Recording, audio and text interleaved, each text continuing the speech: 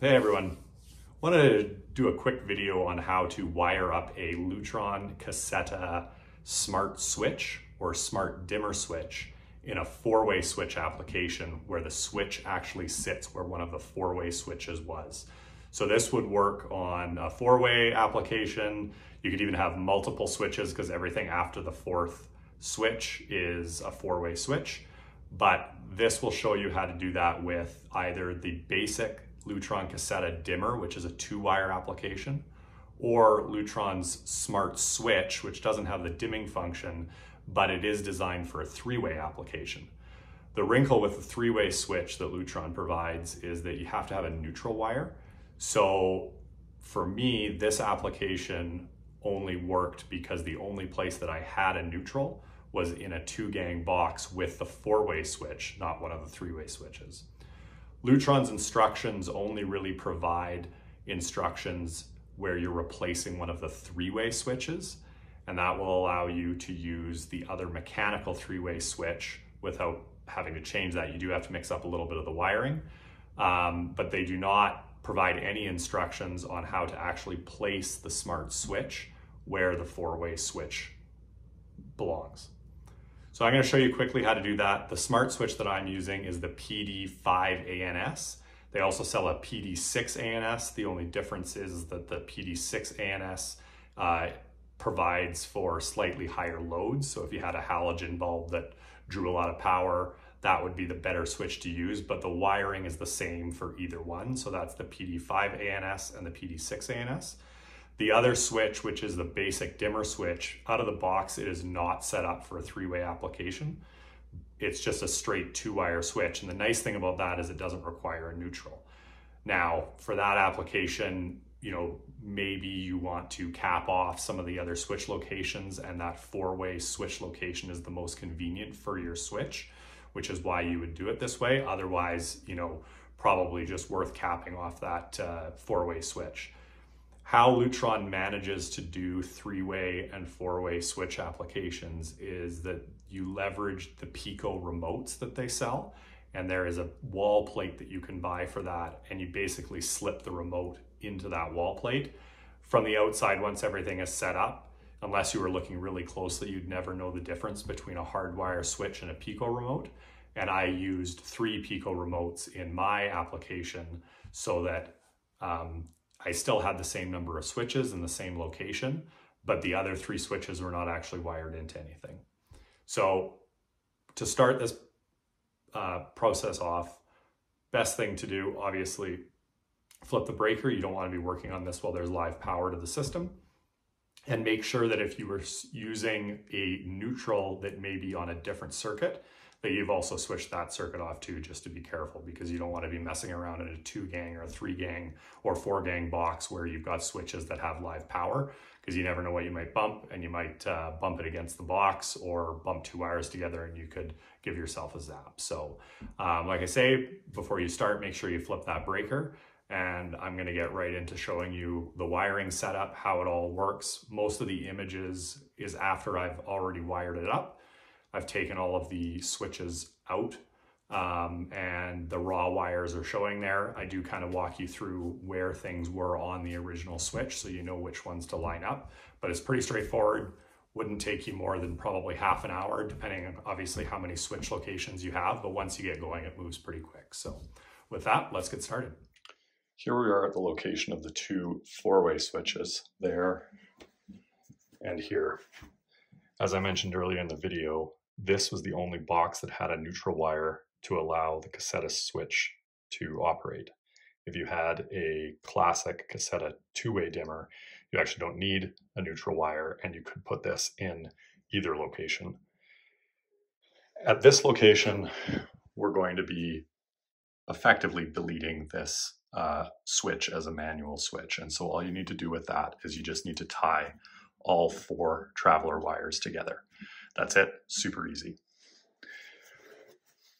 When we go back down to where we've installed our actual switch, and this is the smart switch, you'll see that this Caseta switch comes with a ground, which we won't be using for this application because my boxes are old and metal, and there's no ground wire going back to the box. There's a blue wire, a black wire, a red wire, and the neutral wire. What you're going to want to do is you're going to want to take the 4 traveler wires. So there'll be 2 coming from each line, and it's hard to see in the back, but you can see on the right here, there's 1 coming in with 2, a red, a white, and a black. And on the other side, right behind this black wire that's red here, there's the exact same wire, black, red, and white. So the 2 black wires are going and they're just making a continuous circuit through that moret.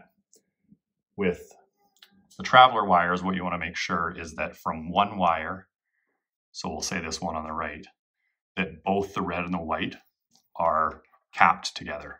Same thing on the other side. So you're basically taking that 1 wire that comes in from the back of the box and you're just connecting that circuit. And then on the dimmer switch itself, or the switch I should say, there's a red and a black, and these are effectively the same as the 2 black wires on the regular dimmer that Lutron sells. So the red is effectively power in, black is power out. Doesn't really matter which direction you do these in, but you're going to basically take the red and connect it to one of your joined wires up here, and you're going to take the black and you're going to connect it to the other one. Then you're going to take your, you do need a neutral for this switch, and so there was a neutral in the back of this box, and so that's where this white wire is going. And that will allow you to put the smart switch in a location where it's technically the 4-way switch in a multi-switch setup. At this location is one of the 2 3-way mechanical switches that was in this garage lighting setup. And so it was a very old switch. This was the switch right here. You'll see it's got a black screw and then 2 gold screws. So that's your classic 3-way switch. Like I say, very old. It's been around probably for 20 years. And the black is your common. So that's effectively the power in to the switch. And then the red and the white in this setup are the 2 traveler switches, or 2 traveler wires that go back into the system. And so what you're going to want to do when you remove this switch is you want to take your common wire and connect that to one of the traveler wires. And I've picked red for this, and you want to remember what color you've chosen because you're going to want to match that same setup at the other location of the 3-way mechanical switch. So like I say, you've got one of the traveler wires here. We're just going to cap that off. You've got your common wire connected to one of the travelers. So we will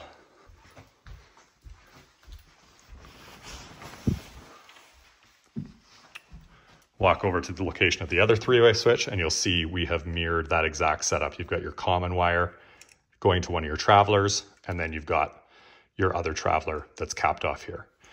In these locations, I'm going to end up putting a Pico wall plate with the Pico remote that fits in there, so it will still seem like a switch, even though it's actually just a battery-powered remote, not an actual switch. But Lutron's done a really nice job of making those Pico remotes match exactly what their regular Lutron dimmer switch looks like.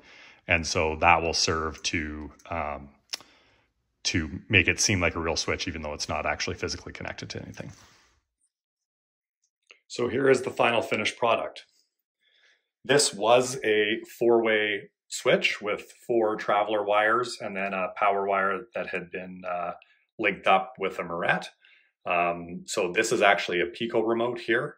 But as you can see, the Pico remotes, they look like any regular switch, and that will turn the power on to the garage or off. Here is the 4-way switch location 2-gang box that had the neutral wire that I used. So this is the real smart switch. It's not a dimmer, just a switch. And it is the PD5 ANS, but like I said, PD6 ANS looks exactly the same. It just handles a little bit more power. I'll open the door here so you can see. There's the garage. Turn the switch on, lights go on. Now as we go into the garage, this switch here, which I'm still waiting for another 2-gang cover, This, again, another Pico remote. The nice thing about this is you can see what the wall plate looks like here. And once you get that cover on, it looks just like the one upstairs. Again, flip that off. We go dark. Flip that on again. We're good to go. Finally, the final three-way switch. That last one was also a three-way switch originally. And here's another Pico remote wall plate from Lutron. That's the on, that's the off. And as you can see, everything's working good no matter which switch you push. So again, pretty simple project. Hope it's helpful for some people that have that unique application. See you next time.